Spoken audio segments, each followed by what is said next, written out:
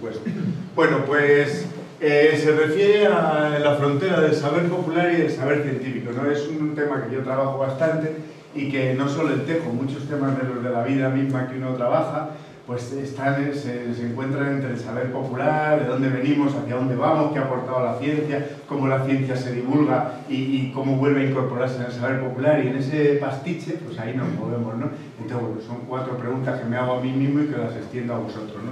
Adelante, pásame, Fernando, por favor. Pásame, Fernando. Pásame. Bueno, en el caso de que yo me ofrezco para venir aquí y organizar a las personas del pueblo, a las personas, a los hijos y tal, hacer una cosa bien hecha sobre el mito y la realidad del tejo, ¿no? ¿Qué se dice? ¿Qué se comenta? ¿Se dice esto? ¿Dicen qué tal? ¿Cuál es la realidad? Y si sabemos la realidad y hasta dónde podemos decir, no, esto no se ha demostrado, esto no hay pruebas, no se ha demostrado, con lo cual ahí nos quedamos, ¿no? Pero en este mundo pues nos movemos sobre todo en los temas que tienen esta implicación cultural, física y estas implicaciones al ser humano, pues nos movemos en ese terreno resbaladizo, en esas arenas movedizas, ¿no? Vale. Bueno, pues eso, una serie de hechos me han hecho tener esta idea. Se la comenté a Fernando, pensamos en hacerlo para el futuro, me dice, no, hay que exponerlo en eso. Pues venga, de una manera inmadura yo expongo las primeras ideas. Bueno, yo he tenido recientemente una serie de episodios que me han hecho pensar esto, ¿no? Los episodios es que en un pueblo de Ávila, de que ahora os comento, nosotros habíamos recogido cuando el libro del tejo, que allí los mozos subían a por los tejos, bajaban, le ofrecían a las mozas unas tejoletas, y de ahí venía lo de echar los tejos, esa expresión que tenemos de echar los tejos, y fui a ver si eso era verdad, si encontraba a alguien que me contara eso, porque eso lo había recogido un grupo ecologista de Ávila que se llama ADK, y lo había escrito y nos lo había pasado a nosotros como información. Entonces vi que era una información que uno lo dice, no se sabe de dónde viene esa fuente, el otro lo repite, el otro lo escribe, el otro hace un libro del otro libro, y entonces una idea que no sabe si es verdadera o falsa, se va haciendo una pelota, y así sigue, ¿no? Entonces ahora os cuento cómo fui a Solosancho, que está en la provincia de Ávila. Después, bueno, pues en Asturias, viendo unos cartelitos de estos que hay para el turismo cuando te acercas a un tejo y las chorradas que dicen sobre el tejo, muchas veces chorradas verdaderas que no se sabe quién la ha sacado, de dónde la ha sacado y tal, pues entonces también me hizo pensar las páginas web en internet sobre el tejo, ese tejo, que si las mozas, que si los celtas, que si tal, se dice una serie de cosas que no están nada claras si son verdad o son mentiras, o a cuento de qué se dice eso, ¿no? Vale, y luego, bueno, pues ayer salía el tema, el libro de David, de que yo estaba muy encima, encantado, aprendiendo muchas cosas de ese libro, pues también me ha hecho pensar mucho, ¿no? Esas ideas que se lanzan ahí, ideas personales, ideas subjetivas, ideas vividas, interpretaciones de los libros antiguos, de los libros de los celtas, de las vasijas, de tal, pues a mí eso también me ha hecho darle muchas vueltas a la cabeza sobre dónde está el mito y dónde está la realidad, en este caso del tejo, como podemos hablar de otros muchos temas, ¿no? ¿Dónde está la frontera? ¿Dónde está? Bueno, Solosancho es un sitio muy bonito de Ávila, que está ahí en la Sierra de la Paramera, ahí tiene una pedanía que se llama eso, y viven solo 4 o 5 tejos, creo que son 5 exactamente, quedan, no sé si se descubrirá algo más, si va Rubén seguro que aparecen 200.000 tejos más, eso está claro, que de momento hay 5 tejos, ¿no? Entonces, bueno, yo fui allí, les pregunté cómo se iba a los tejos, me costó y tal, y encontré el tejo, tal, encontré uno de los tejos que es precioso, que está en un roqueo de allí, mirando de frente al castro de Ulaca, el famoso castro de los betones de Ulaca, ¿no?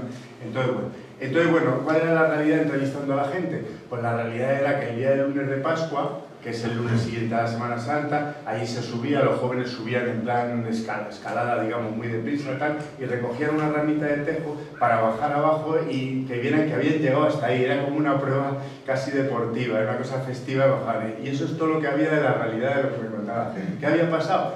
Había pasado que el alcalde es una persona de mucha influencia en la zona y es historiador, y entonces el alcalde es el que había contado una serie de cosas, y como era el alcalde, pues ya que eso era de los celtas, que los betones, que tal, una historia tremenda que ya contaba la gente. Y lo de las mozas, que si el tejo, que si echar los tejos y todo eso, o sea, que se había montado ahí una película que yo creo, sinceramente, que todo parte de esas opiniones del alcalde, que incluso ha dado charlas en el pueblo y que se los tiene a todos ahí camelados, porque es historiador, hizo la licenciatura de historia y tal, pero lo que dice el alcalde va a misa, y entonces ha creado toda una de esas sobre el tejo, un sitio donde el tejo no llamaba la atención y cuya única tradición especial era que subían el lunes de Pascua, lo cual es ya muy bonito, a coger una ramita solo como testigo de que habían llegado al famoso tejo de este sitio que se llama el cerro ahora no me acuerdo. Gavilanes, exactamente. Bueno, vale, adelante. Este es el tejo, esta es una cueva, es un sitio precioso y realmente sí que uno tiene emociones cuando llega allí, tiene emociones porque te ves aquí el tejo en el alto, en una cueva metido con esas imágenes y encima enfrente estás viendo Ulaca. Ulaca es el castro donde hay esas interpretaciones de que había incluso altares de sacrificios, que también entre comillas todo eso, ¿no? O sea, un poco entre el mito y la realidad, lo que os estoy poniendo unas ideas ahí. Vale, bueno, aquí tenemos a Esteban que me proporcionó una foto maravillosa junto con María José del único tejo que está realmente en el recinto del Castro de Ulaca, ¿no? La verdad es que esto hace pensar, o sea, los betones estos conocieron en realidad el tejo, lo usaron en realidad, tenemos ahí un testimonio claro de tal, todo está dentro de la incógnita y el desconocimiento, ¿no? Adelante. Este es el Solosancho, estos berracos sí que estaban en el Castro, están en la plaza del pueblo, los famosos berracos de granito y bueno, esto mismo, igual que el tejo, han dicho tantas cosas los investigadores, los arqueólogos, han dicho tantas cosas sobre la interpretación de los berracos, pero la realidad es que todavía no sabemos qué eran los berracos, por qué los hacían, ni si los adoraban en realidad, en fin, o sea que ya fijaros, a nivel del berraco que define a la cultura bectona de la península ibérica. Bueno, esto es lo de Asturias que os decía, tanto en los carteles de algunos árboles como en internet, en la página de internet, pues aparecen estas cosas, ¿no? Esto es del tejo de Santibáñez y dice, lean en internet sobre el tejo, recuerden que las bellas mujeres celtas en las fiestas del solsticio de verano tiraban semillas de este casi milagroso, medieval y tóxico árbol a los guerreros que los sentían más atraídos y que los mozos del concejo de ayer rondaban con flores a sus presuntas admiradoras para que en contraprestación ellas le regalaran el postre típico de la zona, el planchón, que no se olviden de probar. Y nos lo pongo como ejemplo de un poco lo que está pasando, ¿no? De esta divulgación gratuita, ¿no? Que se está haciendo de las cosas. Vale, adelante.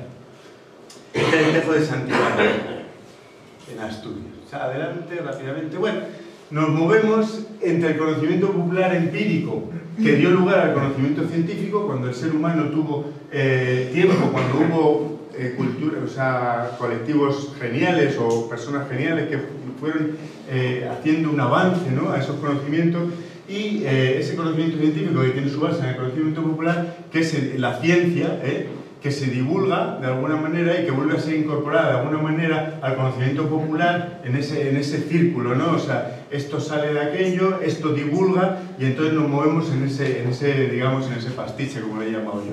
La ciencia no es intermedia, no es el fin último, porque sabemos que también la ciencia es interesada. Hay una ciencia que podríamos decir una ciencia teórica, que busca la verdad, que intenta sacar todas las capas de la cebolla, de la superstición, del esoterismo, de todo lo inexplicable, y teóricamente debería haber una ciencia real, una ciencia que busca la verdad o que busca... Pero primero, hay muchas maneras de enfocar la ciencia, hay muchos enfoques, como sabéis, y segundo, la ciencia en muchos casos está interesada porque la investigación muchas veces está manipulada por el dinero, por las compañías, etc. Y las competencias entre los equipos, los problemas políticos, todo. O sea que realmente esto no nos vale en el sentido de que tiene sus tal, esto tiene sus tal, y la divulgación está ahí también formando todo ese complejo, que no sé si me entendí lo que quiero decir. Adelante. Bueno, lo mítico, lo místico, lo supersticioso, lo mágico, lo subjetivo, la ficción, lo imaginativo, en contra de lo científico, lo demostrable, lo real, la realidad, lo imparcial, lo verdadero, lo objetivo, etc. ¿No? Un poco en eso. Adelante. Bueno, entonces, yo me planteo lo mismo, ¿no? Que en una charla así, en una charla en algún sitio, pues se podría uno plantear si esto que se dice es cierto o no es cierto, o hasta qué punto es cierto y si está demostrado, si está o no, o estamos en un momento, o ha sido tal idea cierta, pero luego ha cambiado, porque la ciencia, por supuesto, evoluciona, etc., ¿no? Entonces, un poco el planteamiento de la charla que habría que preparar para darle a algún sitio, es prepararlo así, ¿no? Ahí tenéis un tronco de tejo que nos ilustra muy bien esa mezcla, ese pastiche entre el mito, la realidad, la superstición, etc. Vale.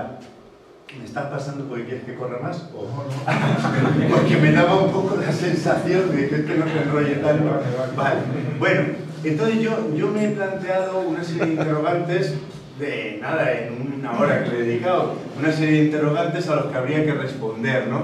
Entonces, bueno, también otro ejemplo que nos ocurrió cuando fuimos a la Tesla, iba un grupo de niños que estaban visitando aquellos tejos, iban con unos profesores, una asociación de padres de un colegio y tal, y iban contando unas cosas a los niños sobre los tejos que yo decía, bueno, les están contando unas mentiras, les están soltando un rollo que dónde está la realidad y dónde está el mito, ¿no? O sea, bien, en fin. Bueno, pues entonces hay mitos y realidades en todos los temas. En los datos históricos, por ejemplo, yo me he planteado, ¿realmente es un árbol antiquísimo? Es un árbol, sí, no depende, demostrable, acabamos de decir cuando aparecen los primeros fósiles de tejos, etc. ¿Realmente todo él es venenoso? Como dicen en algunos casos, en algunos libros de divulgación, todo es venenoso. ¿Realmente es mortal? ¿Se muere uno, las personas mueren con el tejo? No voy a responder a ninguna pregunta porque ni es el foro ni es el momento, por supuesto. Simplemente os planteo la idea y os planteo esta idea metodológica de preparar una charla sobre el mito y la realidad, intentando aclarar dónde está la realidad, dónde está el mito y dónde no podemos decir si es mito o realidad porque no está demostrado o porque la ciencia no lo tiene claro, etc., ¿no? Se suicidaban con veneno de tejo los pueblos preromanos, como siempre se dice. Era sagrado para los celtas este árbol. ¿Quiénes eran los celtas exactamente? Todas esas culturas preromanas que ocupaban el occidente de Europa. Pero decir celtas es como no decir nada, como sabéis, ¿no? Realmente se hacían las fiestas el Samaín, las fiestas de tejo. Realmente el árbol era un símbolo de los muertos, era el árbol de la sabiduría, todas estas cosas que todos repetimos o que se leen en un libro y en otro divulgativo, etcétera, pues ahí dejo eso, ¿no? Seguimos. Espera, vuelve para atrás, gracias. No, perdón, para adelante, sí. Vale, ahí tenéis un troncito de tejo con el tema de las medidas y las, etcétera. Bueno, en el caso de... Seguimos con los temas históricos del tejo. Las representaciones neolíticas ramiformes son verdaderamente árboles, son tejos, todo esto que decimos son tejos realmente. ¿Por qué no son pinos, no son abetos, no son talés, son acebuches? O sea, todo es, montamos un número sobre algo que no tiene una base demostrable de momento, de lo que se sepa. Adoraban a los tejos esta cultura, hubo un culto al árbol, en fin, representaban la vida eterna y la inmortalidad. Todas estas frases las he sacado de cosas que tengo sacadas, de cosas leídas por ahí, ¿no? Hubo unos hombres, unas gentes del tejo, los segurones, que vivían realmente en los bosques de tejo, como se dice. Los antiguos recogían su savia. Adelante. En el tema de la etnobotánica pasa lo mismo. Ahora estamos ahí en rojo con datos etnobotánicos del tejo, lo que cuenta la gente de los pueblos. Cuando entrevistas a un pastor, a un cabrero, a una señora, a una ama de casa de su pueblo, etc., lo que te cuentan. Están dentro del mito de la realidad, se mueven en ese sistema, pues igualmente. Atraen los rayos los tejos, como dicen algunos, los repelen, que es lo contrario. Su sombra es perjudicial, como ya incluso decía Dioscórides, si sabéis, en su libro famoso, que debajo de un tejo se moría uno, si la sombra del tejo era mortal, ¿no? Es un árbol de mala fama, mata al ganado realmente, como en algunas culturas ganaderas ibéricas se oye repetir. Es un árbol bonito, es un árbol feo, estos calificativos ¿en qué se basan, ¿no? Hasta dónde van por modas, es un árbol feo, es un árbol serio, etc. Todos estos calificativos. Sus ramas se mantienen verdes a lo largo de la rama. Es un árbol único, es un árbol especial, es un árbol especial, como se repite por ahí tal. ¿Realmente los antiguos sabían tanto del tejo? ¿Hemos perdido su saber, como se repite en diferentes foros, en diferentes medios? ¿Realmente los antiguos sabían tanto del tejo y hemos perdido cantidad de conocimiento de su saber? En el caso etnobotánico continúa, su madera envenena, que se ha dicho por ahí, cura las quemaduras, que es uno de los usos populares del tejo en Cataluña, en los estudios etnobotánicos, cura el dolor de muelas, como es un uso típico de algunas sierras de Almería, de Jaén, etc.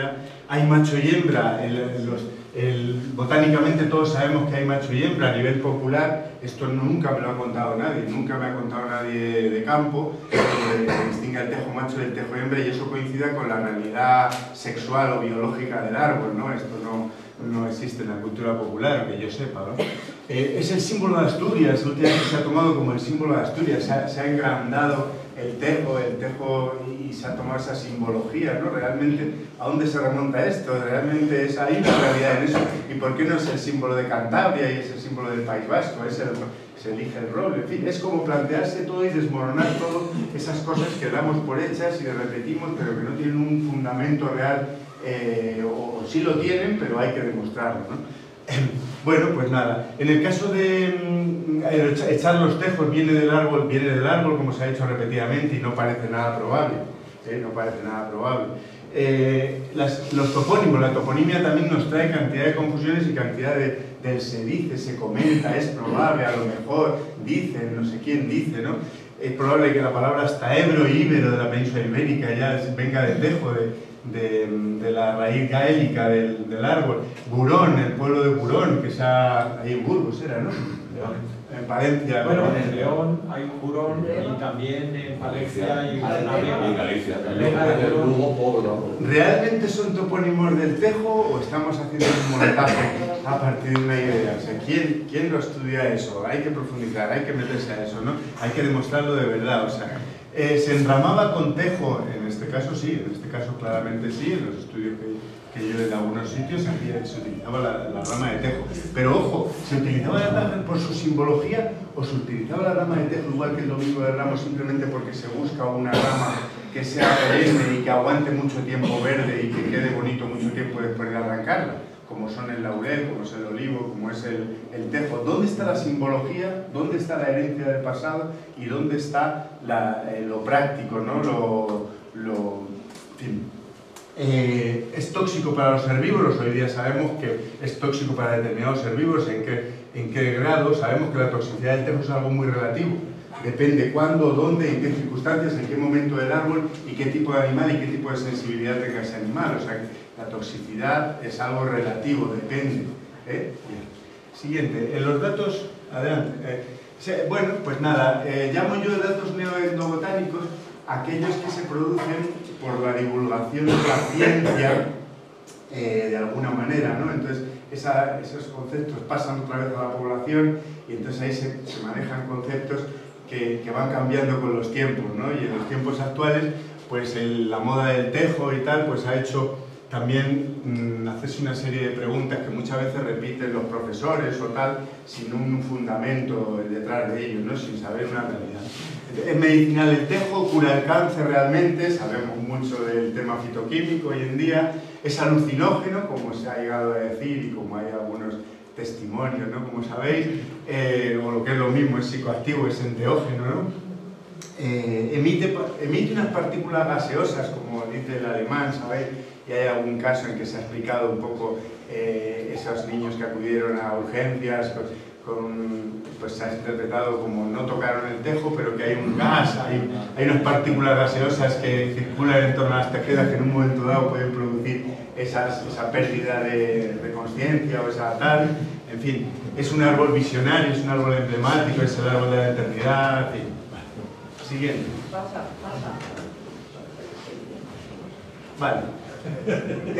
La neoetnobotánica esta nos ha traído que hablemos de milenario como el que habla como el agua, ¿no? O sea, hablamos de un árbol milenario como el agua. ¿Dónde está la realidad del crecimiento de los tejos? Que ayer hablábamos. ¿Dónde está la realidad de la edad de los tejos, ¿no? ¿Qué dice la ciencia desde el punto de vista de la dendrocronología? Y además la dendrocronología no tiene la verdad absoluta también, porque hay unos criterios, se han medido unos árboles, pero hay otras opiniones y posiblemente en el futuro la datación de la medida de la edad cambie y esto cambie, o sea que es algo dinámico, ¿no? Lento crecimiento, es un árbol realmente de lento crecimiento, sabemos que en alguna fase de la vida no, crece muy rápido el tejo, en otras fases sí, en fin. Simplemente volveros a repetir que mi única pretensión es tratar de explicar que si hay una frontera clara, si se sabe, qué no se sabe, qué está demostrado, qué no está demostrado y de momento con qué nos quedamos, hasta ahí. Vale, bueno, pues relajémonos un poco, vemos un tejo en un bosque. Adelante.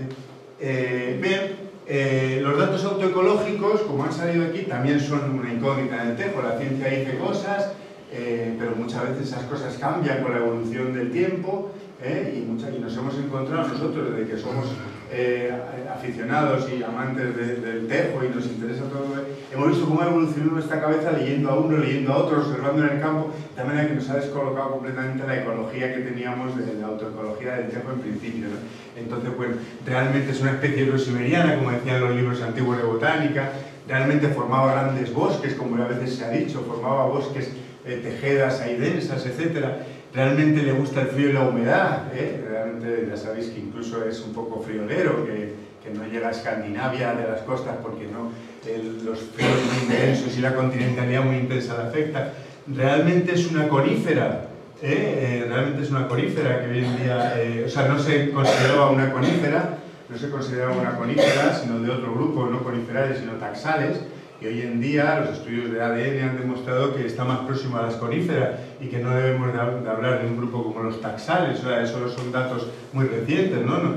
Es una conífera cuando no se consideraba una conífera, está más próxima a las coníferas, en fin, ya un poco me refiero a los datos de ecología y hábitat, los datos científicos de estudio de su biología, etc. Las tejedas viejas son restos intocados de antiguos bosques, que se han dicho mucho, Pues, ¿cómo está eso, no? ¿Cómo está eso? ¿Hasta dónde estamos estudiando? El haya ahoga el tejo, esa idea también que se han hecho algunas actuaciones forestales. El tejo, no sé qué pone ahí, el tejo es poco tal, da igual, la cosa es estas interrogantes, pasa para adelante. El tejo es un árbol, es poco competitivo, que en el bosque, en la masa mixta del bosque es poco competitivo, como se ha dicho en algunos casos. El hombre ha destruido la mayoría de los bosques de tejo del pasado. Todos son cosas que se mueven entre el mito y la realidad, entre la idea tal y se exportaba madera de tejo realmente a Inglaterra, se plantaban tejos con frecuencia y parte de las tejedas que existen y los tejos, como se ha dicho repetidamente, eran favorecidos por el hombre. Bien, pues nada, adelante. Bueno, nada, algunas interrogantes que a algunos os podrán parecer un poco chorrada y tal y pueden motivar el debate, pero ¿dónde está la realidad? ¿Dónde está la ficción? ¿Qué podemos decir con seguridad? ¿Hasta dónde podemos afirmar? Vuela nuestra imaginación muchas veces, nos dejamos llevar por la pasión y la emoción. ¿Solo cuenta lo demostrable o no cuenta solo lo demostrable? Adelante. ¿Por qué el tejo y no la sabina y no la encina? Ahí estáis viendo una foto del pino de la Roca, que está en Ávila, cerca de las naves del Marqués, un pino impresionante, un pino pinastre. Adelante. Recientemente he visto bosques de acebuche en Menorca, en la isla de Menorca, con unos troncos así. He visto unos bosques saliendo en las rocas kársticas, estas donde hacían los talayots, la cultura talayótica menorquina, y he quedado impresionado y he sentido la misma impresión que sentía en las tejedas de Sueve, etcétera, ¿no? Diciendo, este árbol, igual que el tejo, paralelamente tuvo que ser un árbol utilizado por estas culturas, un árbol, y bueno, y ahí vuela la imaginación, árbol adorado, árbol de la dendrolatría, tal, o no. Bien, también he estado en Alto Tajo una vez más recientemente con el grupo este tan interesante que sigue un poco la línea de Amigos del Tejo sobre la defensa de la sabina, que se llama Micorriza, que está ahí centrado en Molina de Aragón, y bueno, visitando estas sabinas, ¿no? Estas sabinas maravillosas que te transportan al Tejo, ¿no? Eso es. Algunas imágenes para disfrutar, igual que ha puesto por ahí, son por cierto de la Tesla, donde se está viendo una caída muy grande de los tejos. Por último, bueno, me da mucha rabia que se haga falsa divulgación. Nadie lo puede parar, nadie lo puede evitar, pero es lícito hacer falsa divulgación, se puede evitar los sensacionalismos. La falsa divulgación perjudica a los tejos, lo que siempre hablamos de la teja mal. ¿Hace falta inventar o agrandar las historias o la realidad es suficientemente apasionante como para que sobre, ¿no? La evolución lo explica todo, todos los científicos, biólogos, los biogeógrafos, tal, lo explican todo, la evolución, tal. Bueno, la religión, la mística, la fe, también aplicada al tejo, son montajes realmente, o sea, la evolución, bueno, caminamos hacia el conocimiento real de las cosas. Adelante. El tejo no es el único, en plantas hay otros casos que han sido históricamente plantas panacea, plantas míticas, plantas en las cuales ha habido en torno a ellas todo un mito, un halo de misterio, ¿no? Me estoy acordando ahora del muérdago, de la mandrágora, me estoy acordando de la herba betónica precisamente de los betones, en fin. Pero una planta mítica es una planta que no existe, por definición. Es una planta que estaba en el mito, etc. Bueno, pues nada, unas imágenes por último. Este tejo no es cualquier tejo, por eso lo pongo. Hemos puesto, este tejo es un tejo que está en la casa donde vivía Linneo, el Jardín Botánico de Linneo y la casa de Linneo, un tejo de Linneo. Linneo fue el descriptor de la especie. como Taxus baccata, como sabéis, tejo especial. Adelante. El conocimiento es inabarcable, la ignorancia es imposible de eliminar, igual que explicábamos el arco iris. Y bueno, os he engañado a vosotros mismos. ¿Alguien se ha dado cuenta que la primera foto no era un tejo? Sí. Yo. Pero, ok. La primera foto era Pseudosuga, Sequoia sempervirens, la secuoya roja de la costa americana, una planta que hoy en día se considera una cupresácea. Nada que ver con, ni siquiera se considera una conífera cupresácea. Ha pasado de desaparecer la familia de las taxodiáceas según los estudios de ADN y se considera hoy en día por sus características cupresáceas. Entonces, bueno, pues ya está.